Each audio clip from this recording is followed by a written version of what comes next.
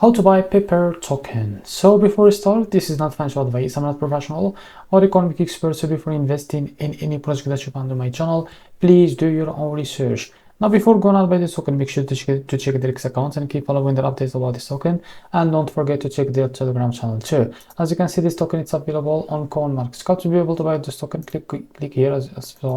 You can click here to copy the token address. As you can see, this token address is under the base section.